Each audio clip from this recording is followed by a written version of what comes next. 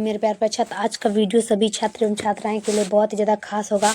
और आज की इस वीडियो में हम बात करने वाले हैं मॉडल सेट। मॉडल सेट का बात करने वाले हैं तो वो आपका हो जाएगा फिजिक्स। मॉडल सेट का बात करने वाले हैं तो वो आपका हो जाएगा फिजिक्स, जो कि बहुत ही ज़्यादा खास प्रश्न है। और इस प्रश्न में हम बात करने वाले मेरे प्यार छात्र टोटल 28 प्रश्न का। देखिए मेरे प्यार छात्र, आप लोग को जो है ना ऐसा वीडियो यूट्यूब पर नहीं मिलने वाले हैं। जो कि आप लोग को यूट्यूब पर वीडियो मिलेगा वो वीडियो आप लोग को फेक मिलेगा। तो आप लोग को बिल्कुल भी टेंशन नहीं करना है मेरे प्यार छात्र। तो मेरा चैनल का नाम लिख लीजिए आप लोग, आरती शर्मा एएस क्लासेस +2। जो आप सभी एवं छात्राएं के लिए ये सब वीडियो जो है ना इस चैनल पर आप लोग को उपलब्ध मिलेगा मेरे प्यार छात्र। तो आप लोग देर किस बात की कर रहे हैं मेरे प्यार छात्र। तो आइए मेरे इस चैनल को सब्सक्राइब एंड लाइक और शेयर जरूर करिएगा मेरे प्यार छात्र, ताकि ये वीडियो आप सभी छात्र एवं छात्राएं के लिए बहुत ही ज़्यादा खास हो। तो मेरे प्यार छात्र, इस वीडियो को हम स्टार्ट करते हैं। चलिए, प्रश्न करा कि पर्यावर्ती धारा परिपथ में यदि धारा I एवं वोल्टेज के बीच कालांतर हो तो धारा वटीन घटक होता है। प्रश्न करा देखिए कि पर्यावर्ती धारा परिपथ में यदि धारा I एवं वोल्टेज के बीच कालांतर हो तो धारा का वटीन घटक होता है। तो एक का आपका हो जाएगा आई साइन अल्फा। क्या होगा? आई साइन अल्फा। तो इसका आंसर होगा ऑप्शन नंबर बी। चलिए अगला का बात करते हैं। तो अगला आपका आता है दूसरा में कह रहा है कि किसी पर्यावर्ती धारा परिपथ में धारा एवं विभवांतर के बीच कालांतर थीटा है, तब शक्ति गुणांक क्या होगा। सभी मेरे प्यार छात्र देखिएगा, कर रहा है प्रश्न कि किसी पर्यावर्ती धारा परिपथ में धारा एवं विभवांतर के बीच कालांतर थीटा है तो शक्ति गुणांक क्या होगा। तो 2 का होगा कॉस थीटा। क्या होगा मेरे प्यार छात्र? Cos theta. हमेशा याद रखेंगे cos theta. Option number A लगाएंगे। चलिए अगला देखेंगे। तो अगला आपका आता है तीसरा में कह रहा है कि चौक कुंडली का कार्य सिद्धांत निम्न पर आधारित है। कह रहा है प्रश्न कि चौक कुंडली का कार्य सिद्धांत निम्न पर आधारित है। सभी मेरे प्यार साथ देखिएगा, प्रश्न कर रहा है कि चौक कुंडली का कार्य सिद्धांत निम्न पर आधारित है। तो 3 का हो जाएगा स्वप्रेरक। क्या होगा? स्वप्रेरक। ऑप्शन नंबर बी लगाएंगे हम, स्वप्रेरक। Option number B. चलिए अगला देखेंगे। तो अगला आपका आता है 4 नंबर में। 4 में क्या कह रहा है कि एक ऊंचाई परिमापित्र में कुंडलियों में फेरों की संख्या में प्राथमिक में N1 तथा द्वितीयक में N2 तक है। प्रश्न कर रहा है कि एक ऊंचाई परिमापित्र में कुंडलियों में फेरों की संख्या में प्राथमिक में N1 तथा द्वितीयक में N2 है। तो 4 का आपका आंसर जो हो ना वो होगा N1 के बराबर N2। क्या होगा? N1 के बराबर N2। तो इसका आंसर होगा ऑप्शन नंबर बी, N1 के बराबर N2। चलिए तो अगला देखते हैं। तो अगला आपका आता है 5 में प्रश्न कर रहा है कि AC का जो समीकरण वो I बराबर 50 साइन 100πt है, 100t है। तो धारा का आवृत्ति क्या होगा। प्रश्न कर रहा है कि AC जो है यह एक तार है, यह एक कालांतर मतलब समीकरण है। तो AC का जो समीकरण है वो I बराबर 50 साइन 100t है। तो धारा का आवृत्ति क्या होगी। तो धारा का आवृत्ति क्या होगा? 50/π हर्ट्ज। क्या होगा? 50/π हर्ट्ज। इसका आंसर होगा ऑप्शन नंबर बी। चलिए अगला देखते हैं। तो अगला आपका आता है 6 नंबर में। 6 में कह रहा है कि युक्ति जो वोल्टता को बढ़ा देता है उसे क्या कहते हैं। युक्ति जो वोल्टता को बढ़ा देता है उसे क्या कहते हैं। सभी छात्र देखिएगा कि युक्ति जो वोल्टता को बढ़ा देता है उसे क्या कहते हैं। 6 का देखेंगे और 6 का आंसर हो जाएगा अपचाई ट्रांसफार्मर। क्या होगा? अपचाई ट्रांसफार्मर। ऑप्शन नंबर बी देखेंगे हम, अपचाई ट्रांसफार्मर। चलिए अगला देखेंगे। तो अगला आपका आता है 7 में क्या कह रहा है कि यदि LCR परिपथ में L बराबर 8.0 हेनरी और C बराबर 0.5 जो R बराबर 100 ओम है तो श्रेणीक्रम में तो अनुनादी आवृत्ति होगा। प्रश्न कर रहा है कि LCR परिपथ में L बराबर 8.0 हेनरी, C बराबर 0.5 Q और R बराबर 100 ओम, तो श्रेणीक्रम में अनुनादी आवृत्ति क्या होगा। तो चलिए हम देख लेते हैं 7 का। और 7 का कह रहा है कि 500 रेडियंस बटे सेकेंड, 500 रेडियन बटे सेकेंड। आपका आंसर होगा ऑप्शन नंबर बी, 500 रेडियन बटे सेकेंड।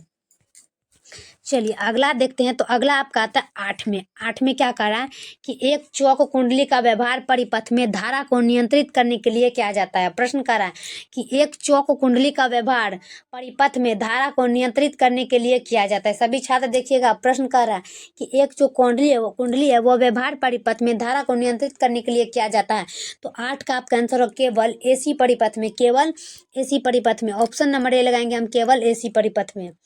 चलिए अगला देखेंगे तो अगला आपका आता है 9 में। 9 में क्या कह रहा है कि एलसीआर परिपथ में धारिकत्व को सी से बदलकर 4C कर दिया जाता है तो समान अनुनादी आवृत्ति के लिए प्रेरकत्व को एल से बदलकर होना चाहिए। प्रश्न कर रहा है कि एलसीआर परिपथ में धारिकत्व को सी से बदलकर 4C कर दिया जाता है, समान अनुनादी आवृत्ति के लिए प्रेरकत्व को एल से बदलकर होना चाहिए। प्रश्न कर रहा है मेरे प्यारे छात्र, और प्रश्न को हमेशा समझिएगा। प्रश्न कहता है कि एलसीआर परिपथ में धारिकत्व को सी से बदलकर 4C कर दिया जाता है तो समान अनुनादी आवृत्ति के लिए प्रेरकत्व को एल से बदलकर होना चाहिए।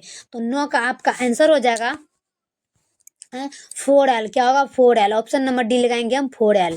चलिए अगला देखेंगे तो अगला आपका आता है 10 में। 10 में कह रहा है कि ट्रांसफार्मर के प्राथमिक तथा द्वितीय कुंडली में लपेटों की संख्या 100 तथा 3000 1000 तथा 3000 यदि 80 वोल्ट के एसी प्राथमिक कुंडली में आरोपित किया जाता है, द्वितीय कुंडली के प्रति फेरों की विभवांतर क्या होगा। प्रश्न कर रहा है कि ट्रांसफार्मर में प्राथमिक तथा द्वितीय कुंडली में लपेटों की संख्या क्रमशः 1000 तथा 3000 है। यदि 80 वोल्ट के एसी प्राथमिक कुंडली में आरोपित किया जाता है तो द्वितीय कुंडली के प्रति फेरों में विभवांतर क्या होगा। द्वितीय कुंडली के प्रति फेरों में विभवांतर क्या होगा। तो चलिए 10 का देख लेते हैं मेरे प्यार साथ, और 10 का आपका आंसर हो जाएगा 0.08 वोल्ट। 0.08 वोल्ट, तो इसका आंसर होगा ऑप्शन नंबर डी। चलिए 11 का कि अपचाई ट्रांसफार्मर क्या बढ़ाता है। अपचाई ट्रांसफार्मर क्या बढ़ाता है। 11 का देखेंगे तो अपचाई ट्रांसफार्मर धारा बढ़ाता है। क्या बढ़ाता है, धारा। अपचाई ट्रांसफार्मर क्या बढ़ाता है, धारा, ऑप्शन नंबर ए। चलिए अगला देखेंगे हम 12 का। 12 में कह रहा है कि पर्यावर्ती धारा का ऊष्मीय प्रभाव मुख्यतः क्या है। पर्यावर्ती धारा का ऊष्मीय मुख्य प्रभाव क्या होता है। मुख्यतः क्या होता है, सभी छात्र देखिएगा। 12 का हो जाएगा जूल ऊष्मन। क्या होगा, जूल ऊष्मन। प्रश्न करा कि पर्यावर्ती धारा का ऊष्मीय प्रभाव मुख्यतः क्या होता है, जूल ऊष्मन। इसका आंसर होगा ऑप्शन नंबर ए। चलिए अगला देखेंगे 13 का। संधारित्र का शक्ति गुणांक लगभग क्या होता है। संधारित्र का शक्ति गुणांक लगभग क्या होता है, 0। क्या होता है, 0।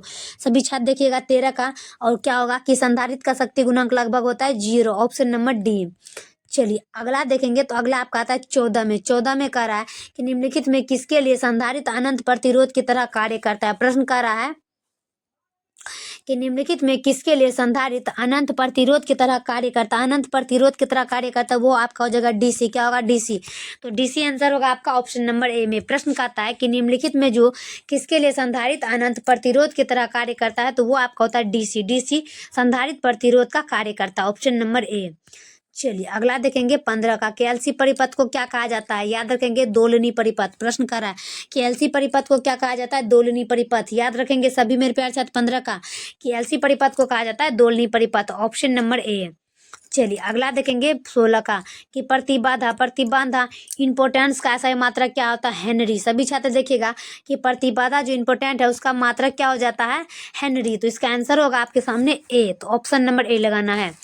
चलिए अगला देखते हैं तो अगला आपका आता है कि पर्यावर्ती धारा का समीकरण I बराबर 60 साइन 100 पाई तो धारा के मूल्य माध्य वर्ग का मान क्या होता है। याद रखिए सभी छात्र कि पर्यावर्ती धारा का समीकरण I बराबर 60 साइन 100 पाई है और धारा के मूल्य माध्य वर्ग का मान क्या होता है, तो 17 का हो जाएगा 60/√2। क्या होगा, 60/√2। तो ऑप्शन नंबर बी लगाएंगे 60/√2।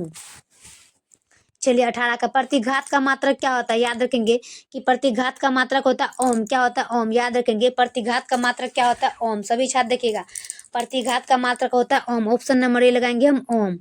चलिए अगला देख लेते हैं तो अगला आपका आ जाता है 19 में कि एलसीआर परिपथ की प्रतिबाधा क्या होती है। चलिए हम देख लेते हैं कि एलसीआर का परिपथ का प्रतिबाधा क्या होती है।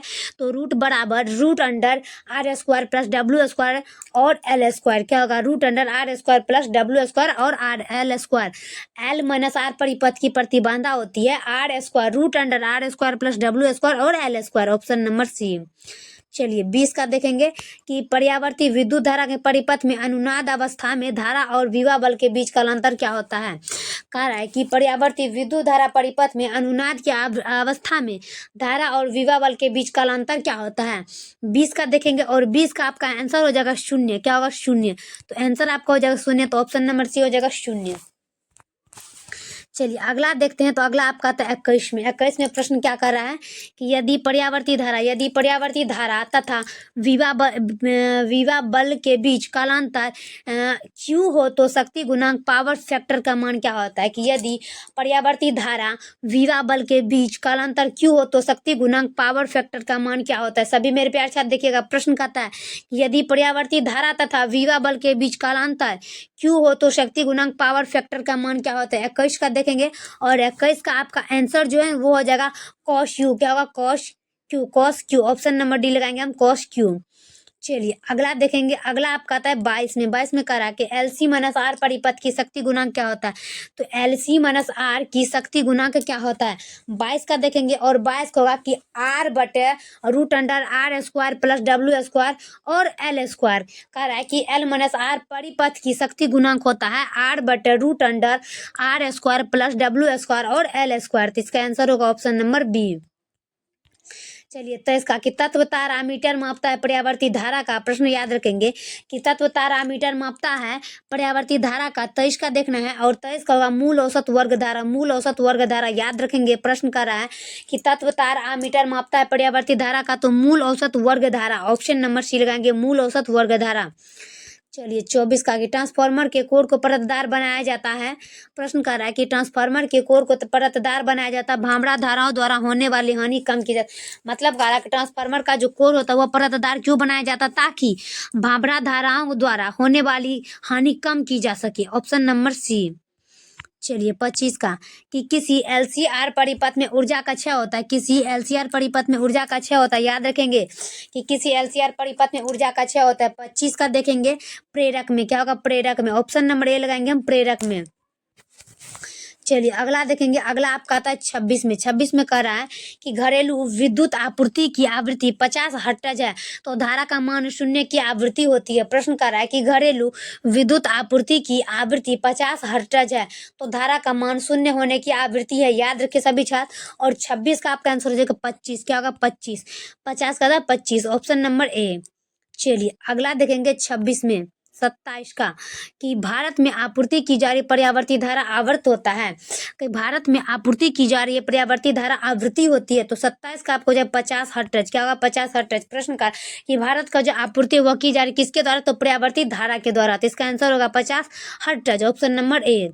चलिए लास्ट और आखिरी देखते हैं कि किसी पर्यावर्ती परिपथ में धारा I बराबर 5 cos WT है तो एम्पियर तथा विभव V बराबर 200 sin WT वोल्ट परिपथ में शक्ति गुणांक क्या होगा। याद रखेंगे कि किसी पर्यावर्ती परिपथ में धारा I बराबर 5 cos WT एम्पियर तथा विभव V बराबर 200 sin WT वोल्ट है तो परिपथ में शक्ति हानि क्या होगा। तो इसका आंसर जो है वो आ जाएगा आपका 0। क्या होगा, 0। ऑप्शन नंबर डी लगाएंगे, 0। तो फाइनली मेरे प्यारे छात्र ये वीडियो आप लोग के लिए बहुत ही ज़्यादा खास तरह से बनाया गया। मेरे प्यारे छात्र बहुत ही ज़्यादा मेहनत लगता है ताकि आप सभी छात्र बिहार का टॉपर बने। मेरे प्यारे छात्र तो आप लोग को क्या करना है, बस एक ही काम करना है, तो मेरे चैनल को सब्सक्राइब करके बेल आइकन दबा करके और इस वीडियो को शेयर जरूर करिएगा। मेरे प्यारे छात्र आप लोग मेरा चैनल वॉच टाइम जरूर बढ़ाएं। मेरे प्यारे छात्र तब तक के लिए हम नेक्स्ट वीडियो में मिलते हैं। जय हिंद, जय भारत।